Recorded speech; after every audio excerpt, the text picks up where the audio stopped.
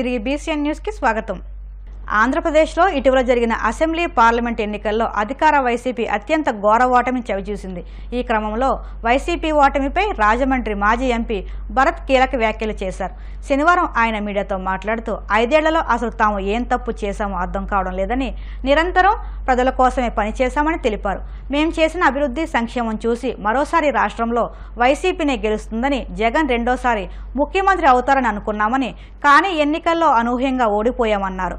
5 ఏళ్లలో తమ వ్యక్తిగత పనులని పక్కన పెట్టి ప్రజల కోసం పనిచేసిన ఎన్నికల్లో ఓడిపోవడం బాధగా ఉందని అన్నారు. 2.5 సంవత్సరాలు కరోనాతో పోయినప్పటికీ కూడా నేను ఒంటరిగా రాజమండ్రి గురించి ఎట్లా కొట్లాడాననేది కూడా సార్ ప్రజల్ని గమనించాలి. ఎందుకంటే మరి గమనించే ఉంటారు, కానీ ఓట్లు సాధించే దాంట్లో మరి చేయలేకపోయిననే మరి బాధ నాకు అనిపిస్తూ ఉంది. ఇది కాకుండా నేను ఇంకా ఎన్ని చెప్పినా కూడా ఉపయోగం లేదు.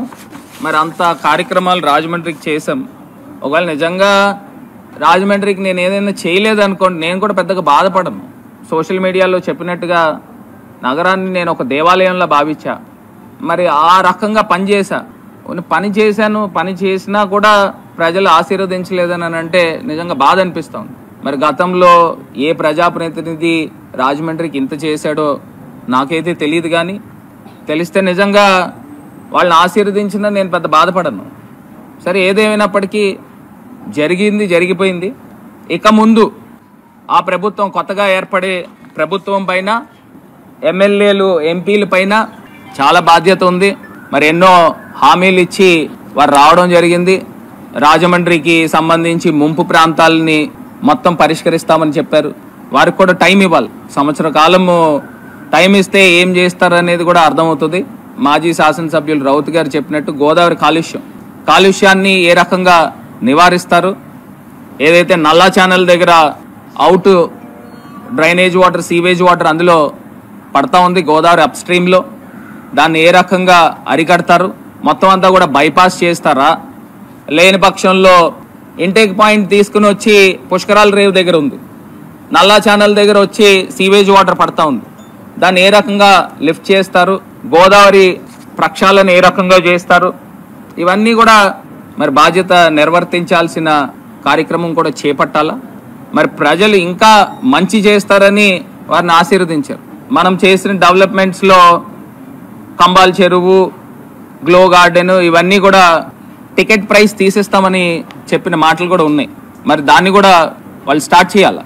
మరి ఎంత తొందరగా టికెట్స్ని తీసి ఫ్రీగా పెడతానని చెప్పిన సందర్భాలు, మరి బహుశా దాన్ని కూడా ప్రజలు అట్రాక్ట్ అయ్యారేమో. చెత్త పన్ను పైన కూడా మీరు ఉద్యమాలే చేశారు. మరి ప్రజల నుంచి కట్టించుకునే కార్యక్రమాలు కూడా ఆఫ్ చేసేయాలి ఇమీడియట్గా. మీరు ఆ మాటలు కూడా ఇచ్చారు.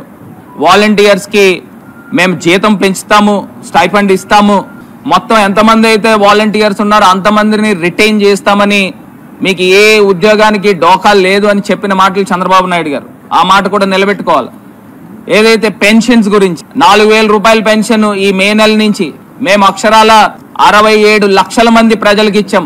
మీరు 67 లక్షల మందికి పెంచుతారా, లేకపోతే ఇంకా తగ్గించి 4,000 ఇస్తారా? ఒకసారి ప్రజలు కూడా అన్ని ఆలోచన చేస్తున్నారు. గ్యాస్ సిలిండర్స్ చెప్పారు. ఇంట్లో 3 పిల్లలుంటే అందరికీ అమ్మఒడి ఇస్తామని చెప్పిన మాటలు, ఆడపిల్లుంటే 1,500 రూపాయలు నెల ఇస్తామని చెప్పిన మాటలు, ఇవన్నీ కూడా నిలబెట్టుకునే బాధ్యత వీళ్ళపైన ఉంది. ఫ్రీ బస్ గురించి కూడా చెప్పారు. ఇవన్నీ కూడా ఒక 6 నెలలు కూడా అవసరం లేదు, 3-4 నెలల్లోనే అర్థమైపోతుంది వీళ్ళు ఏ స్థాయిలో నిలబెట్టుకుంటున్నారు అనేది కూడా అర్థమైపోతుంది. నిరుద్యోగ భృతి, వికలాంగులకి 6,000 రూపాయలు, ఇట్లాగ ఎన్నో హామీలు ఇచ్చారు. నాకు అనిపించిన ఈ ఎలక్షన్ సారాంశం ఏంటంటే, ప్రజలు అన్న వాళ్ళు ఆశాజీవులు. అంటే ఇక్కడికన్నా అక్కడ ఎక్కువ డబ్బు వస్తుంది, సరే వచ్చేది ఎందుకు పాడు చేసుకోవాలనే కార్యక్రమంలో మరి ఓట్లు వేశారని నేను భావిస్తాను. జగనన్న గారు నేను చేయగలిగేదే నేను చెప్తాను, నేను చేయలేని చెప్పలేనని ఆయన నిజాయితీ పరుడు కాబట్టి ఆ రకమైన మాటలు చెప్పాడు. మరి వీరు ఎక్కడి నుంచి డబ్బు తీసుకుని వచ్చి చేస్తారనేది కూడా ఒకసారి వాళ్ళకు కూడా టైం ఇవ్వాలి. కాబట్టి టైం ఇస్తా ఉన్నాం. చూడండి, 6 నెలల కాలంలో ఏ మేరకు వీళ్ళు నిలబెట్టుకుంటారు ఈ సంక్షేమం అనేది ఒకసారి ఆలోచన చేద్దాం, చూద్దాం. ఇవాళ మేము రాజమండ్రికి, నాకు బాధంతా ఏంటంటే రాజమండ్రికి ఇంత అభివృద్ధి చేశాను, ఇంత అభివృద్ధి చేసిన ప్రజలు యాక్సెప్ట్ చేశారు. యాక్సెప్ట్ చేసిన ఓటుని ట్రాన్స్లేట్ చేయలేని విశ్వాసము అభిమానం సంపాదించలేకపోయానా అని నాకు బాధ అనిపిస్తూ ఉంది. ఇప్పుడు ఇంతకన్నా గొప్పగా మరి ఇప్పుడు రాబోయే ఇప్పుడు వచ్చిన నాయకులు ఏం చేస్తారనేది కూడా చూస్తాం. నిజంగా వాళ్ళు చేస్తే రాజమండ్రికి మంచి జరుగుతుంది కాబట్టి నేను కూడా చాలా ఆనందం. అది కూడా ఏ స్థాయిలో చేస్తారు అనేది కూడా ఖచ్చితంగా చూస్తాం. గతంలో చంద్రబాబు నాయుడు గారు చెప్పారు 2019లో ఈవీఎం ట్యాంపరింగ్స్ జరిగినాయి అని చంద్రబాబు నాయుడు గారు చెప్పారు. మరి ఇప్పుడు 2023లో 24లో మరి వాళ్ళు ఎన్నికయ్యారు కదా, మరి అప్పుడు జరగలేదా అని అడుగుతా ఉన్నా. ఈవీఎంస్ ఎప్పుడైనా ఒకటే కదా. ఒకసారి చంద్రబాబు నాయుడు గారు అన్న మాటనే ఒకసారి వారికే ఉదహరిస్తా ఉన్నాం. ఇది కాకుండా ఇప్పుడు కీలకమైన బాధ్యత కూడా ఎన్డీఏ కేంద్ర ప్రభుత్వంలో కనబడతా ఉంది. మరి కనబడతా ఉన్నప్పుడు మరి ప్రత్యేక హోదా కండిషన్ పెట్టాలి మరి లెక్క ప్రకారంగా. మరి ఎందుకు పెట్టట్లేదు? ఎందుకంటే గతంలో ఈయన ఎన్డీఏ నుంచి కూడా బయటకు వచ్చింది చంద్రబాబు నాయుడు గారు ప్రత్యేక హోదా ఇవ్వట్లేదనే కదా. ధర్మ పోరాట దీక్షలు కూడా చేశారు. మరి ఆయన పైన బాధ్యత ఉంది. ఇప్పుడు బీజేపీకి అబ్సల్యూట్ మెజారిటీ రాలా, వాళ్ళకి నంబర్స్ తగ్గినాయి. సుమారుగా 34 ఎంపీలు నంబర్స్ తగ్గినాయి. చంద్రబాబు నాయుడు గారిది, పవన్ కళ్యాణ్ గారిది 18 ఎంపీలు ఉన్నాయి. వీళ్ళు ఖచ్చితంగా డిమాండ్ పెట్టాలి, ప్రత్యేక హోదా డిమాండ్ పెట్టాలి. సో వాళ్ళపైన వాళ్ళ భుజస్కంధాల పైన ఉన్నాయి. ఎందుకంటే ప్రజలు క్లీన్ మ్యాండేట్ ఇచ్చారు కాబట్టి సో ఖచ్చితంగా ఇవన్నీ కూడా సాధించాలి. ఈ కండిషన్స్ పెడితేనే కదా ఆంధ్ర రాష్ట్రానికి న్యాయం జరిగేది. అంటే ఒకటి పవన్ కళ్యాణ్ గారు వాళ్ళ కార్యకర్తలకి, వాళ్ళ నాయకులకి, వీళ్ళందరికీ కూడా ఒక క్లియర్ ఇన్స్ట్రక్షన్స్ ఇచ్చారు. మరి ఆయన కూడా ఒక పరిణితి చెందిన నాయకుడి కింద కనిపిస్తూ ఉన్నారు. సో ఆయన వర్క్ చేస్తూ ఉన్నాడు, వాళ్ళ కార్యకర్తలు వాళ్ళని ఫాలో అవుతూ ఉన్నారు. తెలుగుదేశం పార్టీ వాళ్ళు ఎక్కడ పడితే అక్కడ విధ్వంసాలకి చేస్తూ ఉన్నారు. మరి ప్రజలు అన్నీ అబ్జర్వ్ చేస్తూ ఉన్నారు. ఇప్పుడు మా పైన రకరకాల నిందలు వేశారు కదా, మరి ఇప్పుడు వాళ్ళు చేసే కార్యక్రమం ఏంటి అంటే ఇప్పుడు వాళ్ళు చేస్తున్నారనేగా. మరి ఏ విశ్వాసం పొందలేకపోయినో నేను కూడా విశ్లేషించుకోవాలి.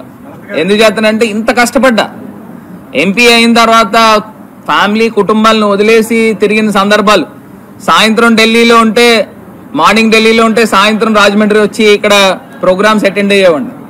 ఆ రకంగా ఒక రోలింగ్ స్టోన్ కిందన తిరిగినాము. సో ప్రజలు మరి ఆశీర్వదించలే. ఇప్పుడు ప్రభుత్వాలు మారినంత మాత్రాన డబ్బు ప్రజాస్వామ్యమే కదా, ఇవి ఇచ్చినవన్నీ కూడా. సో ఖచ్చితంగా ఇళ్ళు నిర్మాణం చేయాలి, అవి గృహప్రవేశాలు చేయాల్సిన బాధ్యత ఇప్పుడు కొత్తగా వచ్చిన ప్రభుత్వం పైన ఉంటుంది 100%.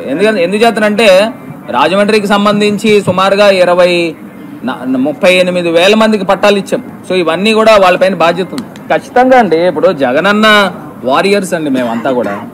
సో ఖచ్చితంగా జగనన్నతోనే మా ప్రయాణం, ఎప్పుడు కూడా జగనన్నతోనే ప్రయాణం. ఎందుకంటే మీకు రాబోయే 3-4 నెలలు అర్థమైపోతాయి. ఎందుకంటే ప్రజలందరూ కూడా చాలా ఎక్కువ చంద్రబాబు నాయుడు గారి పైన నమ్మకం పెట్టుకున్నారు.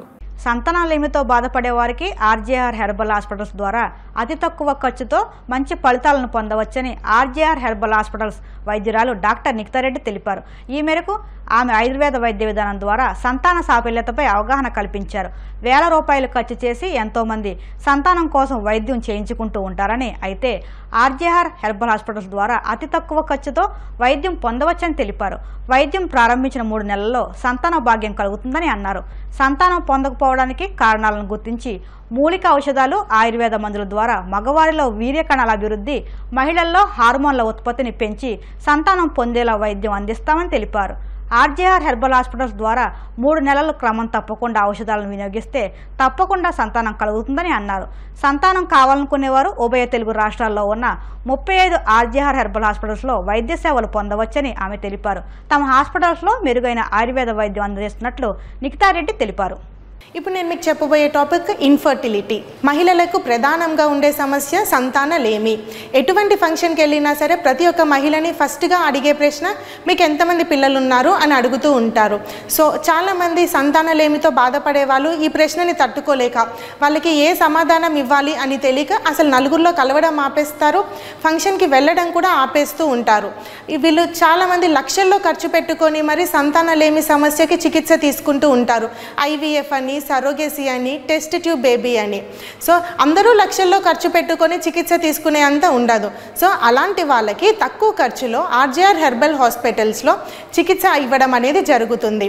సో 1 నెల నుంచి 3 నెలల పాటు మందులు వాడిన తర్వాత మీకు సంతాన ప్రాప్తి అనేది కలుగుతూ ఉంటుంది. ఈ సంతానలేమి సమస్య మనకి ఆడవాళ్ళలో అయినా ఇబ్బంది ఉండడం వల్ల రావచ్చు, లేదా మగవాళ్ళలో ప్రాబ్లం ఉండడం వల్ల అయినా రావచ్చు. సో ఆడవాళ్ళలో ఇబ్బంది రావడానికి మెయిన్ రీజన్ ఏముంటుందంటే లైక్ వెయిట్ అనేది విపరీతంగా పెరగడం వల్ల, లేదా పీసీఓడిస్ నెలసరి అనేది రెగ్యులర్గా రాకపోవడం. ఈ పీసీఓడిస్ ఉన్న వాళ్ళలో మనకి ఇంకా డిఫరెంట్ లక్షణాలు కనిపిస్తూ ఉంటాయి. పీసీఓడిస్ వల్లనే వెయిట్ పెరుగుతూ ఉంటారు, లేదా హార్మోనల్ ఇంబ్యాలెన్స్ వస్తూ ఉంటుంది. ఎగ్ అనేది టైంకి రిలీజ్ అవ్వకుండా ఉంటుంది.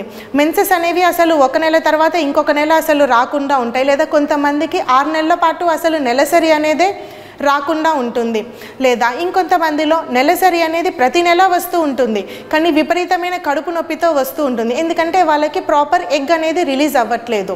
ఈ సమస్య అనేది కేవలం 1 నెల నుంచి వచ్చేది కాదు. చిన్న వయసులో మనము ఒక 13 సంవత్సరాల నుంచి వాళ్ళు క్రమంగా చేసుకునే వాళ్ళ లైఫ్ స్టైల్ వల్ల వాళ్ళకి పీసీఓడిస్ వచ్చే ప్రమాదం అనేది ఉంటుంది. ఇంకొక కారణం ట్యూబల్ బ్లాక్, లేదంటే నార్మల్గా అండ్ మేల్స్లో వచ్చేసి మెయిన్ రీజన్ వాళ్ళ వీర్య కణాలు అనేవి తక్కువగా ఉత్పత్తి చెందడము. ఉత్పత్తి చెందిన వీర్య కణాలైనా సరే ప్రాపర్ మొటిలిటీ అనేది ఉండదు, అవి పరిగెత్తే వేగం అనేది తగ్గిపోయి ఉంటుంది. అలాంటి వారికి ఆర్జీఆర్ హెర్బల్ హాస్పిటల్స్లో ప్రాపర్గా వీర్య కణాలు అనేవి ఉత్పత్తి చెందేలా స్పర్మ్ యొక్క క్వాలిటీ అండ్ క్వాంటిటీ రెండు ఇంపార్టెంట్. సో ఈ క్వాలిటీ అండ్ క్వాంటిటీ ఆఫ్ స్పర్మ్ని ఇంప్రూవ్ చేయడానికి మనకి ఆర్జీఆర్ హెర్బల్ హాస్పిటల్స్లో చికిత్స లభిస్తుంది. ఆడవాళ్ళలో ట్రీట్మెంట్ వచ్చేసి డిఫరెంట్గా ఉంటుంది. వాళ్ళకి పీసీఓడిస్ ఉన్నాయి అనుకోండి, ఫస్ట్ ఆ పీసీఓడిస్ని రెగ్యులర్ చేయాల్సి ఉంటుంది. ఇది హార్మోనల్ ఇంబ్యాలెన్స్ వల్ల వస్తుంది. సో ప్రాపర్ హార్మోనల్ అనేది టైంకి రిలీజ్ అయ్యేలాగా మనం హెర్బల్ కషాయాలు అనేది తీసుకోవాల్సి ఉంటుంది. ఈ ఇన్ఫర్టిలిటీ వచ్చే నార్మల్గా కొంతమంది కన్సీవ్ అవ్వటానికే ఇబ్బంది పడుతూ ఉంటారు, అండ్ కొంతమంది కన్సీవ్ అయిన తర్వాత 3వ నెలలో కానీ లేకపోతే 6వ నెలలో కానీ అబార్షన్ అయిపోతూ ఉంటుంది, ఎందుకంటే వాళ్ళ గర్భాశయం అనేది ఆ బేబీని ప్రాపర్గా హోల్డ్ చేయలేకపోతుంది. సో మనం ఇచ్చే హెర్బల్ కషాయాల ద్వారా వాళ్ళకి నెలసరి అనేది టైంకి రావడంతో పాటు వాళ్ళ గర్భాశయంలో పిండం అనేది పెరగడానికి కావాల్సిన హెల్దీ ఎన్విరాన్మెంట్ అనేది ప్రొవైడ్ చేయడం జరుగుతుంది. సో మీరు కనుక సంతానలేమితో బాధపడుతున్నారా, 1 నెల నుంచి 3 నెలల వరకు మందులు వాడిన తర్వాతనే సంతాన ప్రాప్తి కలుగుతుంది. మీరు దగ్గరలో అపాయింట్మెంట్ కోసం సంప్రదించండి 9655555517. వార్తలు ముగించే ముందు ముఖ్యాంశాలు మరొక్కసారి. ప్రధానిగా 3వసారి బాధ్యతలు స్వీకరించనున్న మోదీ, జాతిపిత మహాత్మా గాంధీకి నివాళులు.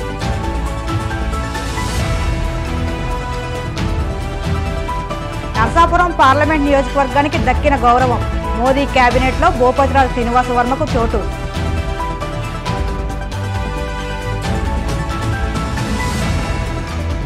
వైసీపీ ఓటమిపై రాజమండ్రి మాజీ ఎంపీ భరత్ కీలక వ్యాఖ్యలు, ఓడిపోవడానికి చేసిన తప్పు ఏమిటో అర్థం కావడం లేదని స్పష్టం. పలాస కిడ్నీ పరిశోధన కేంద్రంపై దాడులను ఖండించిన మాజీ మంత్రి సిదిరి అప్పలరాజు, తెలుగుదేశం పార్టీ నేతలు దుశ్చర్యలను మానుకోవాలంటూ హితవు. ఇవి ఇప్పటి వరకు ఉన్న వార్తా విశేషాలు. మరిన్ని వార్తా విశేషాలతో మళ్ళీ కలుసుకుందాం. అంతవరకు సెలవు. నమస్కారం.